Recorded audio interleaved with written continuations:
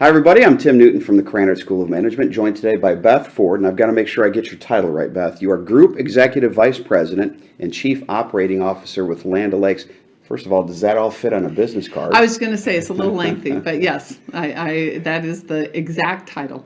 They say, Beth, that variety is the spice of life. You've had a very spicy life because you work in a lot of different companies in a lot of different industries. Before we talk about what you do at Land O'Lakes, give us a flavor of what you've done in the past before this current position. You know, I've been in business for 30 years. Off of campus, off my undergrad, I went to work in the oil industry. I worked for Mobil Oil in line operations, managed tanker and barge trucking facilities, real line operations, and did a stint in headquarters, a couple stints in headquarters.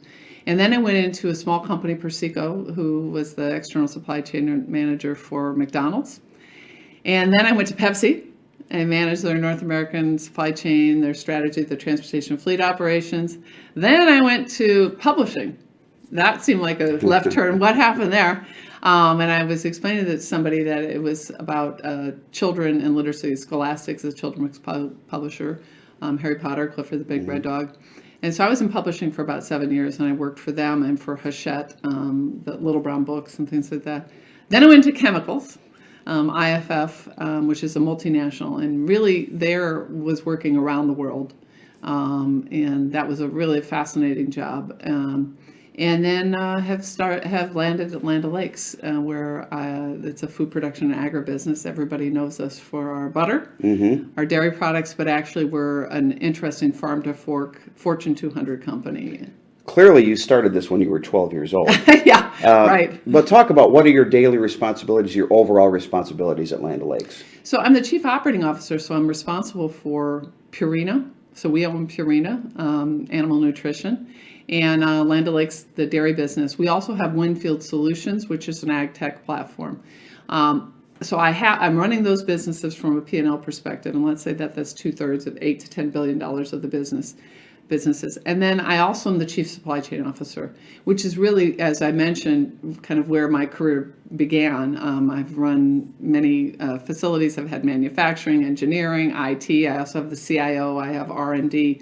So when you say, tell me about the day, well, my day is different, and it's why I love my role.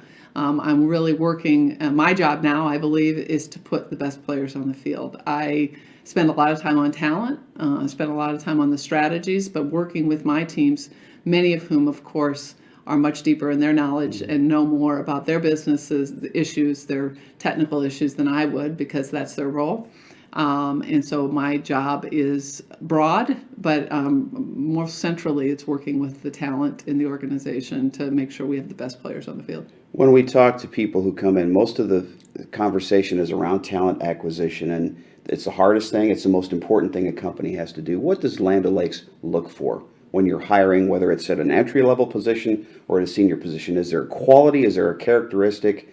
What does someone have to do to work in your organization? That is a great question, and I've mentioned it a couple times today. Centrally, what I look for is a leader of people. You have to really love people, I think, in a business or in many functions of a business. And certainly as I started out, those are people-intensive parts of businesses. When you're running manufacturing, when you're running logistics, and now when I'm running broad businesses, whether it's marketing or it has finance, whatever, these are people. And so what I look for is leadership, and the way you evidence that is, are you able to take initiative? Do you get followership? And a simple question I ask when I'm on campus, or have asked, and I've interviewed folks here at Purdue for different organizations, is tell me about projects you've been involved with, team projects or organizations, and then what role did you play? And you can hear a lot in that answer. You know, somebody had something that was interesting to them. They decided they wanted to jump into an organization, and then they were suddenly named as the person who was going to lead this project. Or you have a team and you're working on a school class project and they see you as the leader, or you're working to facilitate success in that project. So centrally, what I look for is a leader of people, because I believe, and especially at a school like Purdue, you don't get into this university if you're not pretty intelligent. You'll figure that out. You'll figure out the technical issues, the business related issues. The question is, how are you interacting and collaborating as a teammate, and are you able to bring others along? So leadership is centrally what I'm looking for at no matter what the level. I've seen a lot of interviews with you and talking about trying to get women into leadership roles particularly. What are either the challenges or the advantages that a woman coming into the workforce today, and especially in your field in supply chain, has to deal with? Yeah, I mean, I started in supply chain and now I'm running businesses, so I've got the full P&L responsibility where I saw certainly more women coming in from a marketing organization. So what are the advantages? I'll go back to your question. What are the advantages for women right now? I think right now there is a real desire for diversity, and there is an understanding for most organizations how important that is. Leadership of organizations from a minority or a female perspective is important, and it gives us a broader view. And organizations, research would show, are more successful when they have more diverse representation. So I think that's an advantage to women. I think that the opportunity for women and the challenge that they need to continue to work on is not taking themselves out of play early. So I was just mentioning to one of your colleagues, what the research would show is that year one, as somebody enters the workforce, male and female, when they're asked what they want to achieve, probably 45%, both men and women, say they want to get to the top levels. They want to get to the C-suite level. And then after year two, when they were interviewed again, the women would say that dropped to like below 20%, whereas the men, it stayed up in the 30s and 40s. And so why is that? And when they interviewed women, they were told that they didn't see role models. They lost their confidence. Mm-hmm. So a couple of the things that I think are important, and I say, is preparation. Do your work, do your research, do it well. Be a good teammate. Confidence. And that sounds like a generalization. It is not. I've seen people who are so capable and talented, and they lose their confidence, and they make choices then and take themselves out of play. And then they are not able to achieve everything they could achieve. And then resilience. Guess what? Life is bumpy. Mm-hmm. It's part of the journey. And that's part of the fun of it. And if you put yourself in that frame that, boy, that didn't go so well. Geez, that was a failure. I'm going to learn from that, and I'm going to move on. And you don't wear it like an anchor around your neck, you can achieve much. If you take yourself out of play and you don't have resilience and grit and learn that you're going to learn and you're going to move forward, that's a real problem. So for women, the thing I would say for starting a career is allow yourself to go on that journey, have resilience, have confidence. You didn't get stupid overnight, right? That didn't happen. And even if you don't see someone that is exactly that role model that you're aspiring to, be your own person. You can achieve much if you just have confidence in yourself. Getting over that fear of failure, whether you're a man or a woman, it's hard. A difficult thing to overcome sometimes. It really is. It feels uncomfortable. It feels embarrassing. It's safer. Some of my biggest growth moments have been the times that I've been least comfortable. I've moved, as you know, 6 industries, 7 mm-hmm. companies. It's not like I was deep in knowledge in any of those areas, right? And so it can be scary. It's hard. But the fact is that if you have confidence in yourself, if you ask some questions, if you ask for help, people want to help. People want to help you learn. They want your success too. So that fear of failure, it's real. All of us have it. Mm-hmm. It's not like somebody else doesn't have it. But I think when you put that aside and you decide you're going to just try anyway, it's much better. You can have much more success. Shifting gears for a second, you talked early on about the farm to table. Mm-hmm. I think people probably are more interested, more cognizant now of how their food has been prepared than they were years ago.